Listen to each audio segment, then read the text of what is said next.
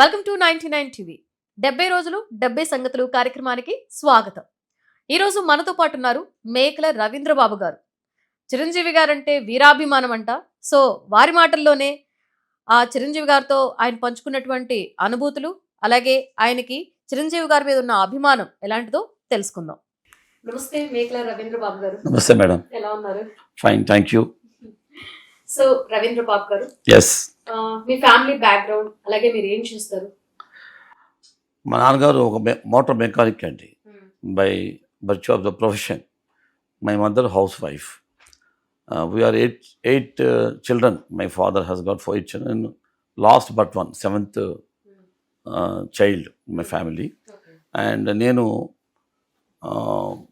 15 years మొదట్లో నేను medical రిప్రజెంటేటివ్గా work చేశాను పెద్ద కంపెనీకి. తద్వారా I change my profession into teaching line. So my wife and myself running a school in Guntur. So మీరు చిరంజీవి గారికి వీరాభిమానం? No doubt about. ఎన్నేళ్ళుగా ఆయన సినిమాలు చూస్తున్నారు అంటే, ఆయన ఏ సినిమా చూసినప్పుడు ఆయన ఫ్యాన్ అయిపోయారు? అంటే I can't tell you one movie at all, but there are so many movies. అంటే చాలా సినిమాలు చూసి మనం ఇన్స్పైర్ అవుతుంటాం. బట్ చిరంజీవి గారి విషయానికి వచ్చేసరికి నేను చదువుకున్న రోజుల్లో ఇంట్లో రామయ్య వీధిలో కృష్ణ సినిమా చూశానండి. తర్వాత కిరాయి రౌడీలు చూశాను, యమకింకరుడు, మొగుడు కావాలి, మన ఊరి పాండవులు. ఇటువంటి సినిమాలు చూస్తున్నప్పుడు నాకు ఒక సినిమాని కాదండి, ఏ రోల్ వేసినా ఆయన ఇన్స్పిరేషనే. బట్ అయితే యాజ్ ఏజ్ గ్రోయింగ్, ఎవరికైనా వయసు పెరుగుతున్నప్పుడు క్యారెక్టర్స్ మారుతుంటాయి. క్యారెక్టర్స్ సినిమాలో చిరంజీవి గారు అద్భుతమైన క్యారెక్టర్ విజేత, స్వయం కృషి, దాని తర్వాత రుద్రవీణ. ఈ 3 సినిమాలు నాకు బాగా మనసుకు హత్తుకుపోయిన సినిమాలు. అన్ని సినిమాలలో అంటే ఇప్పటి వరకు ఆయన తీసిన అన్ని సినిమాలలో బాగా నచ్చిన సినిమా అంటే ఏం చెప్తారు? అంటే ఒకటి కమర్షియల్గా తీసుకుంటే ఘరానా మొగుడు పెద్ద హిట్. ఇంద్రసేనారెడ్డి, ఇంద్ర, ఠాగూర్ అద్భుతమైన క్యారెక్టర్స్ ఇవి.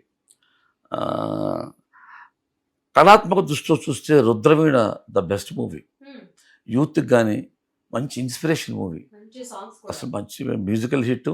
అసలు ఆయన క్యారెక్టర్ ఒక రోల్ మోడల్ యూత్కి ఆ రోజులు, ఆ టైంలో. కాబట్టి నేను రుద్రవీణని బాగా ఇష్టపడతాను. అంటే సినిమాల్లో చూసి ఆయన బాగా ఇష్టపడతారు. అలాగే ఆ తర్వాత చూసుకుంటే ఎన్నో సేవా కార్యక్రమాలు, ఎస్పెషల్లీ చెప్పాలి అంటే బ్లడ్ బ్యాంక్, ఎంతో మంది ప్రాణాలను కాపాడుతుంది ఆ blood bank.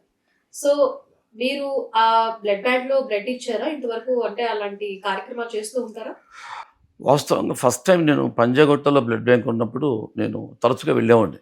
Because I work in Hyderabad some time as a medical representative. అప్పుడు నేను స్వామినాయుడు గారు అక్కడ వర్క్ చేస్తున్నారు. ఆ టైంలో నేను రెగ్యులర్గా బ్లడ్ బ్యాంక్ వెళ్ళటం, అక్కడ బ్లడ్ డొనేట్ చేయడం జరిగింది 1998, 99, 2000. ఆ తర్వాత కంటిన్యూస్గా బ్లడ్ డొనేట్ చేస్తూనే ఉన్నాను నేను. ఫస్ట్ టైం బ్లడ్ డొనేట్ చేయడం మాత్రం చిరంజీవి గారి స్ఫూర్తితో జరిగింది. అది కూడా పంజాగుట్టలో ఉన్నటువంటి బ్లడ్ బ్యాంకులో. తద్వారా జూబ్లీ హిల్స్లో అక్కడ స్టార్ట్ చేసిన, అక్కడ బ్లడ్ డొనేట్ చేశాను. ఇవి కాకుండా నేను గుంటూరులో అనేక రక్తదాన శిబిరాలు కండక్ట్ చేశాను. మై ఓన్ ఏది చేసినా నేను సేవా కార్యక్రమం నా సొంతగా చేస్తాను. అట్లాగే 10 మంది అభిమానులందరినీ కలుపుకొని ముందుకు వెళ్ళేటువంటి మనస్తత్వం. అట్లా ఆ విధంగా నేను ఇప్పటికీ 50 times బ్లడ్ డొనేట్ చేశాను ఇప్పటివరకు నేను. అది సామాజిక స్ఫూర్తి మాత్రం చిరంజీవి గారు, అందులో నాకు ఎటువంటి అనుమానం లేదు. చిరంజీవి గారు అంటే నాకు ఎంత ప్రాణం అంటే, నా చేత ఆయన సేవా కార్యక్రమం చేస్తున్నారు అందులో నాకు ఎటువంటి నో హెసిటేషన్ ఎట్ ఆల్. కలిసానండి. నేను కలవటం ఫస్ట్ టైం ఆయన్ని ముఠా మేస్త్రి షూటింగ్లో కలిశానండి. చాలా అద్భుతమైనటువంటి హ్యూమన్ బీయింగ్ అనటానికి ఆయన మాటల్లో చూపించేటువంటి ప్రేమాభిమానాలు, ఒక అభిమానిగా నేను కలవటం, మాట్లాడటం, అదొక ఇప్పటికీ అనిపిస్తుంటుంది. ఆయన చిన్న పెద్ద, పేద గొప్ప తారతమ్యాలు ఉండవండి. అసలు ఎవరైనా ఒకలాగే ట్రీట్ చేస్తారు ఆయన. చాలా అసలు ఆ లవ్ అండ్ ఎఫెక్షన్ ఈవెన్ మన సొంత మనుషులు రక్త సంబంధికులు కూడా ఉండదేమో అనిపిస్తుంది నాకు. నేను కూడా ఫేస్ చేశాను. అంటే చాలా ఆప్యాయంగా ఏదో దగ్గర సంబంధం ఉన్న వ్యక్తిలాగా చాలా బాగా అబ్సల్యూట్లీ, ఖచ్చితంగా ఆ విధంగా ఆయనతో కలవటం జరిగింది. ఆ తర్వాత మేము ఎందుకు కలిసిన పర్పస్ కూడా చెప్తాను మీకు. నేను 1989లో రుద్రవేణి సినిమా రిలీజ్ అయిందండి. దాంట్లో ఆయన సారా ఉద్యమాన్ని ఒక కాన్సెప్ట్ తీసుకుంటారు సినిమాలో. ఆ హీరో అందులో పాత్ర వాళ్ళ ఊర్లో దాన్ని బహిష్కరించాలని, సారా ఉద్యమాన్ని బహిష్కరించాలని ఆయన ప్రయత్నం చేస్తే ఆయన మీద తిరగబడతారు వాళ్ళు విలన్స్. అది మేము కూడా దాన్ని స్ఫూర్తి తీసుకొని సారా ఉద్యమాన్ని గురించి మేము ఒక రోజు ఆమరణ నిరాహార దీక్ష చేసాం గుంటూరులో with the help of the police protection. పెద్ద సెంటర్ చేసాం. ఇంకోటి ఏంటంటే గ్రామీణ విద్యా ఉపాధి పథకం ఆ సినిమాలో కాన్సెప్ట్. ఇంకోటి అంటే పల్లెటూరులో కూడాను విద్యను చెప్పాలనేటువంటి ఆయన ద్వారా నేర్చుకుని చైతన్యం గురించి ఆ వయోజన విద్య అక్కడ కూడా చేశాం మేము. కొంతమంది అభిమానులు నేను అంతా కలిసి చేస్తాం. ఇవి ఆయనకి చెప్పాం ఆ సందర్భంలో ఓటానికి చెప్పిన. ఆయన చాలా వండర్ఫుల్గా ఫీల్ అయ్యారు. వెళ్ళిన 20 మంది 25 మందిని అద్భుతంగా రిసీవ్ చేస్తారు. అందరికీ ఫోటోలు ఇచ్చారు. తన మన భేదం లేకుండా మా అందరికి మంచి భోజనం పెట్టారు. సో ఆయన చాలా సార్లు కలిసారని చెప్తున్నారు. మర్చిపోలేని ఇన్సిడెన్స్ ఏమైనా ఉందా ఆయనతో మీరు కలిసినప్పుడు కానీ ఆయనకి సంబంధించి కానీ? ఎప్పటికప్పుడు కొత్తదనం, ఎప్పటికప్పుడు ఇంట్రెస్టింగ్. అప్పుడే ఫస్ట్ టైం కలిసినట్టుగా ఉంటుంది ఆయనతో. ఒకసారి ఇంట్లో కలిశానండి. నేను నా వైఫ్ ఇద్దరు వెళ్ళాం. మా ఇంటి గృహప్రవేశానికి పిలవడానికి వెళ్ళాం 2015. వెళ్ళినప్పుడు నిజంగా చెప్పాలంటే I get water in to my eyes. ఆయన నా గురించి నా వైఫ్కి చెప్తున్నారు. మీ ఆయన ఎంత మంచి ఫ్యాన్ అంటే నాకని ఆయన చెప్తున్నారు. సో ఇన్నేళ్ళ ట్రావెల్లో జర్నీలో ఆయనతో కలిసినటువంటి ప్రయాణంలో ఆయన అభిమానిగా అంతకన్నా గొప్ప వారు నాకేముంటుంది చెప్పండి. అసలు నా వైఫ్కి నా గురించి చెప్తారు. నా వైఫ్ జనరల్గా నా వైఫ్ నా గురించి సార్ చెప్తారు. ఆయన చెప్తుంటే నాకు కళ్ళ నీళ్ళు వచ్చినాయండి. ఆ రోజు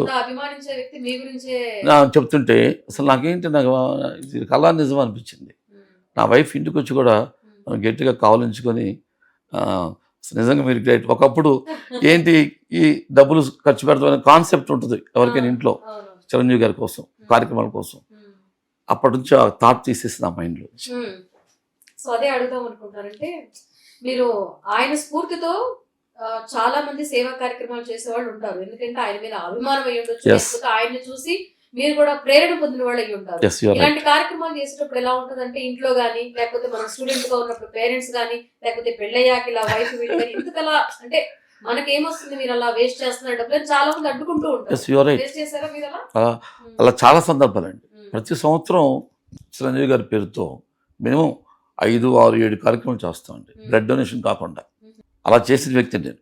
నాకు ఆ సేవా కార్యక్రమం ద్వారానే చిరంజీవి గారి దగ్గర గుర్తింపు వచ్చింది. నాకు వేరే జరిగిన అదర్ వే అట్ ఆల్. ఆ తర్వాత ప్రజారాజ్యం పార్టీలో ఆయనతో పాటు తిరిగాను. స్కూల్ వదిలిపెట్టేసేసి తిరిగేస్తాను.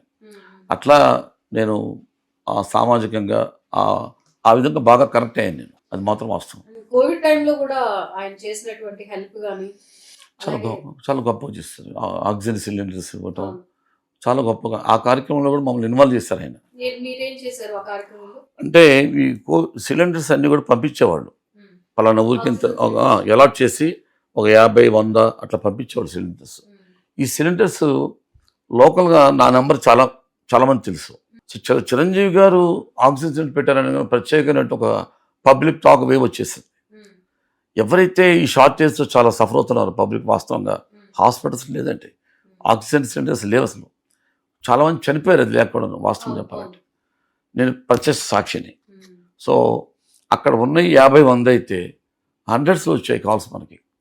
సో అవి కొంత ఇబ్బంది పడ్డప్పుడు కూడాను ఉన్నంత వరకు న్యాయంగా చక్కగా ఫ్రెండ్స్ కోఆపరేషన్తో అందరికి కరెక్ట్గా న్యాయం చేస్తామని అనుకుంటున్నాం. ఖచ్చితంగా కొన్ని ప్రాణాలు కాపాడాం, అందులో ఎటువంటి అనుమానం లేదు. ఆయన చేసిన సహాయం.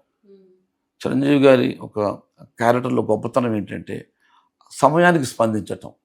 ఆ స్పందన అద్భుతమైనటువంటి మమ్మల్ని అందరినీ ఇన్స్పైర్ చేసి దాంట్లో మనం పార్ట్నర్షిప్ మమ్మల్ని చేయటం అనేది వెళ్ళి ఆయనకి చేతికి నమస్కరించాల్సిందే.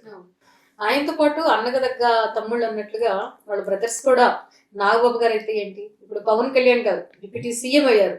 సో ఎలా ఉంది ఆయన డిప్యూటీ సీఎం హోదాలో చూస్తే? అంటే ఇప్పుడు ఒక నెంబర్ 1 యాక్టర్ గా చూసారు, హీరోగా.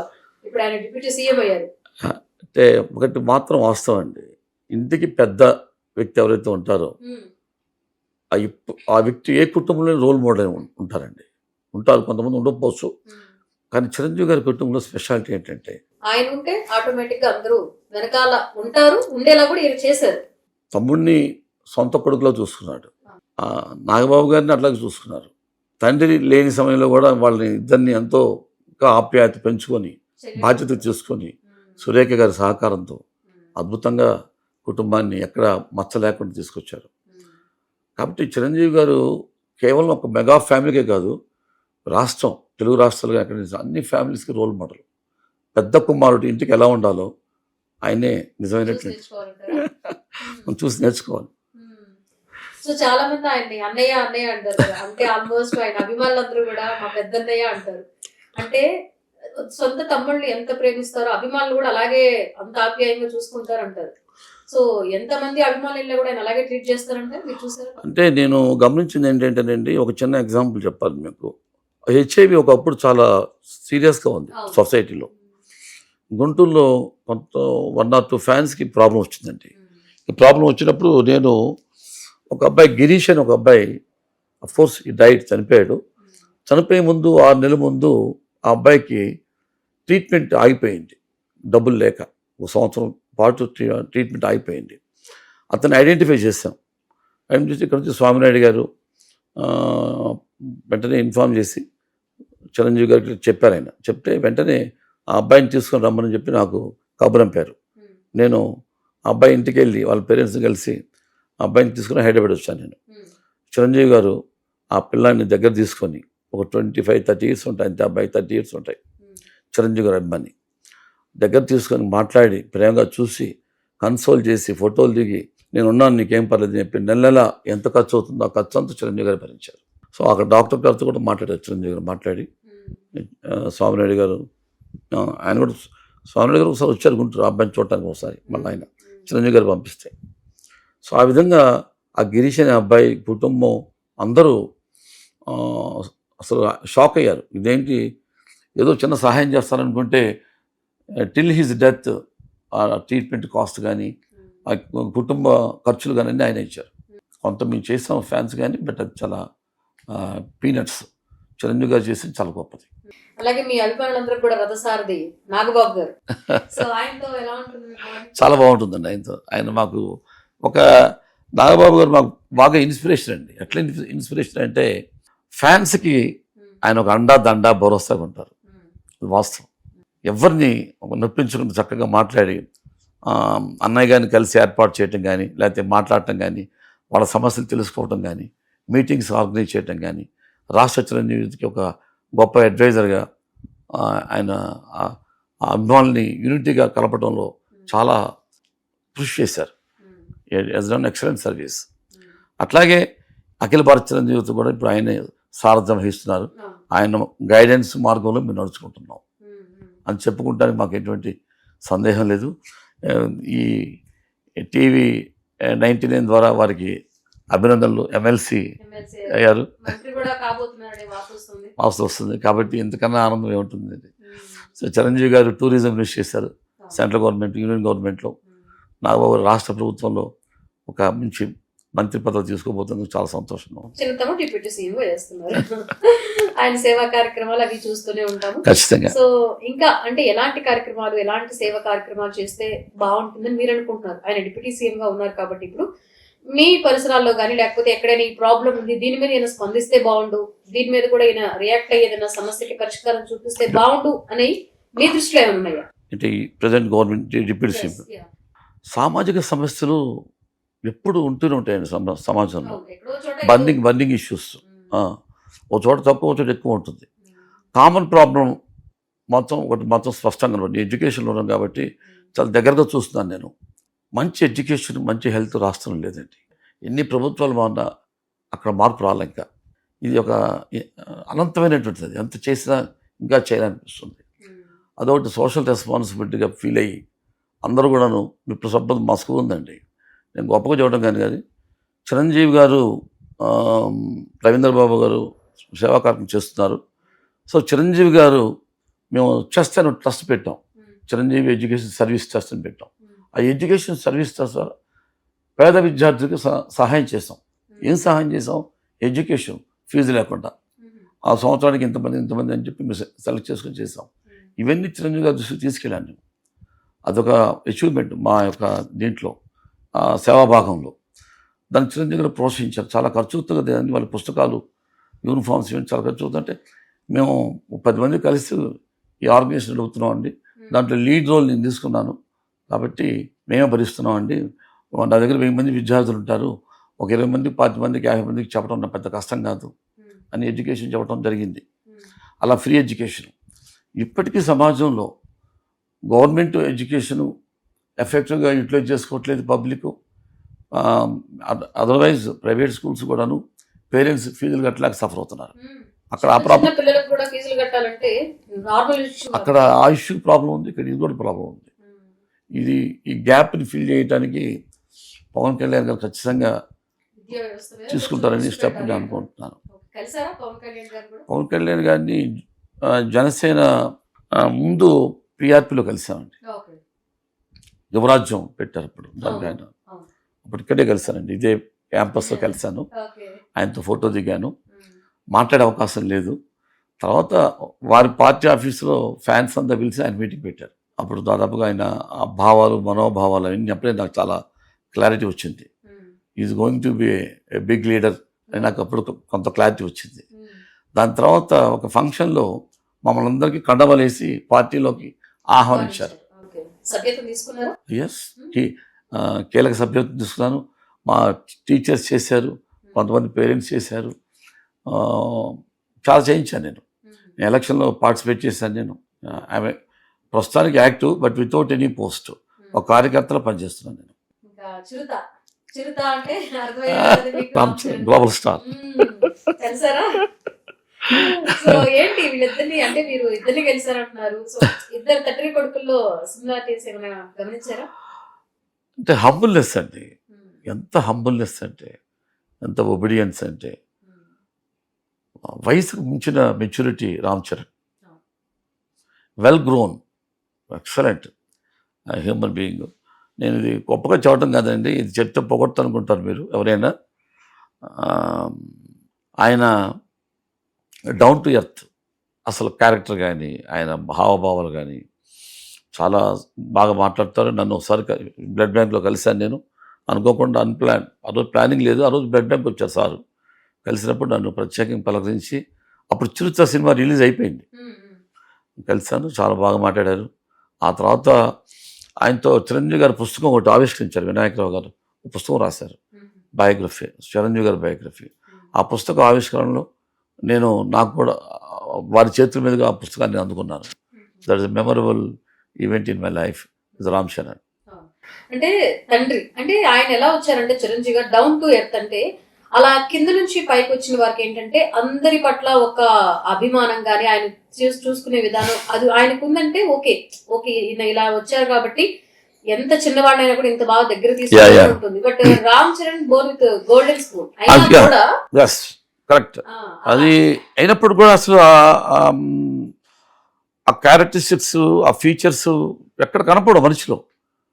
ఇంతని రిచ్ మ్యాన్ అని, మెగాస్టార్ కూడా సన్ అనే ఎక్కడ మనకి ఇంత కూడా కనపడదు. అదొకటను. అతను హార్డ్ వర్క్ అండి, ఏమి హార్డ్ వర్క్ చేస్తారండి, సినిమాలు చూస్తే అర్థమవుతుంది మాకు.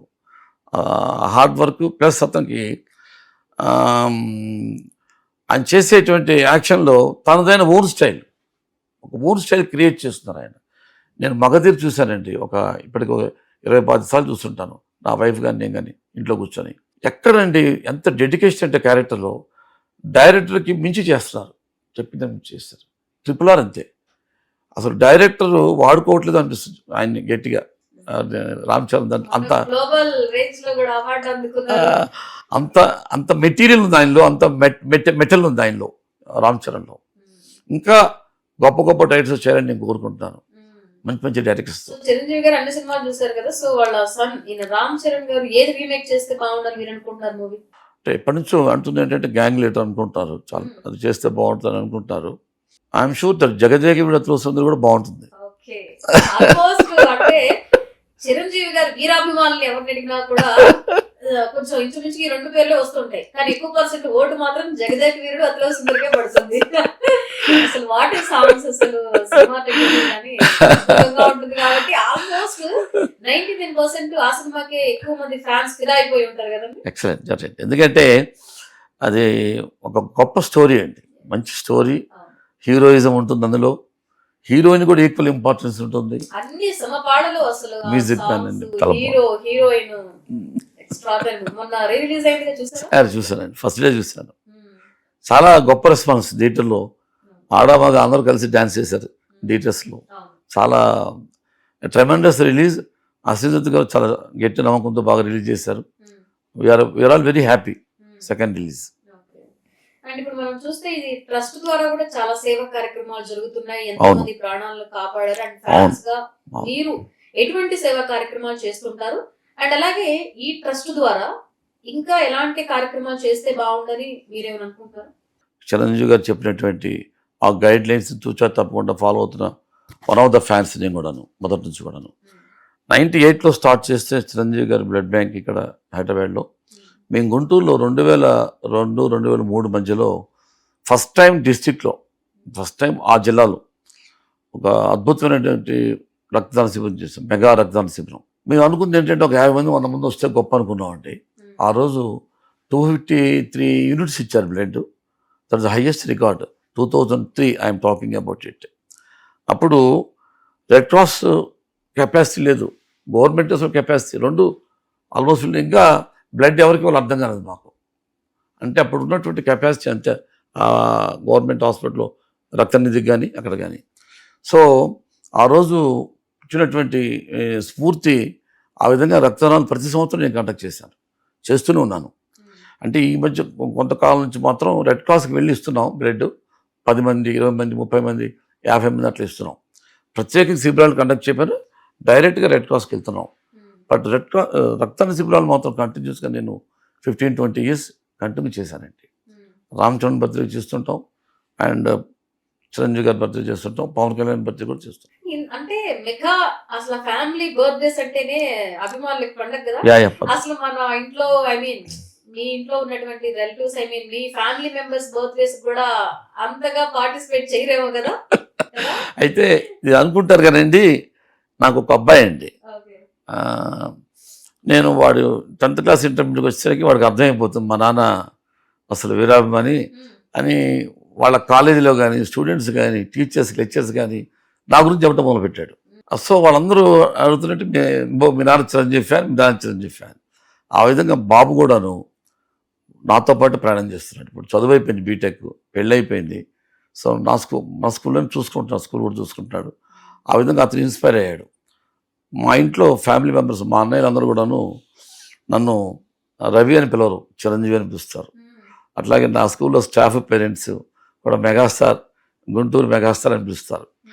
నాకు క్రెడిట్ రావడం చిరంజీవి గారి ద్వారా వచ్చింది తప్ప నాకు ఇంకోరు వాళ్ళు రాలేదండి. ఆ రికగ్నిషన్, ఐడెంటిటీ ఆయన ద్వారా వచ్చింది. నా స్కూల్లో టీచర్స్ మెగాస్టార్ బర్త్డే వస్తుందంటే సార్ ఒక 10 days స్కూల్లో ఉండరని వాళ్ళు అర్థమైపోయారు. ఆ విధంగా వాళ్ళ ఎంకరేజ్మెంట్ సపోర్ట్ డెఫినెట్గా ఉందండి. అది లేకపోతే ఇంతగా నేను. ఓకే రవీంద్రబాబు గారు, మీరు ఒక చిరంజీవి మెగా అభిమానిగా ఈ చిరంజీవి గారి 70వ బర్త్డే సందర్భంగా మీరు ఇక్కడ కూర్చున్నారు. సో మీలాగే ఎంతో మంది అభిమానులు కూడా ఆయన్ని కలవాలని అనుకోని ఉంటారు, కానీ ఇప్పటికీ కూడా అవకాశం చాలా మందికి వచ్చి ఉండదు. సో ఈ రోజు మీరు ఈ కార్యక్రమంలో కూర్చున్నందుకు మీ యొక్క అభిప్రాయం 99 టీవీ ద్వారా ఏం చెప్తారు? చిరంజీవి అభిమాని కదండి, ప్రతి మనిషికి ఒక సామాజిక బాధ్యత ఉంటుంది, చదువుకున్న వాళ్ళు కానీ ఎవరైనా సరే. ఇవి కాకుండా ఇందాక మీరు అడిగారు ఇంకా ఏం చేస్తే బాగుంటుంది అనేది. ఇవి చిరంజీవి గారు ఇప్పుడు చేస్తున్నటువంటి గొప్ప దానాలు చాలా ఉన్నాయండి. అభిమానులకి చిన్న ప్రమాదం, ఆపద విచిత్ర తట్టుకోలేని వ్యక్తి. మా గుంటూరులో ఒక అభిమానికి బైపాస్ ఆపరేషన్ ఆయనే చేయించారు, హైదరాబాద్ తీసుకొచ్చి హార్ట్ అటాక్ వస్తే. ఇంకో అభిమానికి ఇంకో రకంగా ఇట్లా ఆయన గొప్ప దానాలు, ఈ మెడికల్ ట్రీట్మెంట్స్ అని చేస్తారు. ఆయన క్యాన్సర్ హాస్పిటల్ పెట్టబోతున్నారని విన్నాం. సి ఒక ఒక సామాన్య కుటుంబంలో పుట్టినటువంటి వ్యక్తి మెగాస్టార్గా ఎదిగి ఈరోజు ప్రజలకి నేను రిటర్న్ గిఫ్ట్ ఇవ్వాలని ఆలోచించేవాళ్ళు ఎంతమంది ఉంటారు ఈ దేశంలో నాకు తెలియదు. బట్ చిరంజీవి వారు మాత్రం చేసే ప్రతి కార్యక్రమం మాత్రం అద్భుతం. ఆయన హ్యుమానిటీని చాటుకుంటున్నారు. ఆయన చేసే కార్యక్రమాలు చేపట్టబట్టేటువంటి మంచి మంచి ప్రాజెక్ట్స్ కూడా సక్సెస్ అవుతాయి అనుకుంటున్నాం. మోర్ దాన్ దాట్ ఫ్యాన్స్గా మేము ఎందుకు ఇంత ప్రైడ్ ప్రౌడ్గా ఎందుకు ఫీల్ అవుతున్నాం అంటే మేము టైము మనీ ఎప్పుడు ఆలోచించలేదండి. We never thought about it. ఆయన ఏది చెప్తే చేయటం. అలాగే ఈ 78th బర్త్డే మాత్రం ఖచ్చితంగా ఇంకా బాగా చేయాలని కోరుకుంటున్నాం, ఘనంగా చేయాలని కోరుకుంటున్నాం. That's what. థ్యాంక్ యూ అండి. Thank you very much.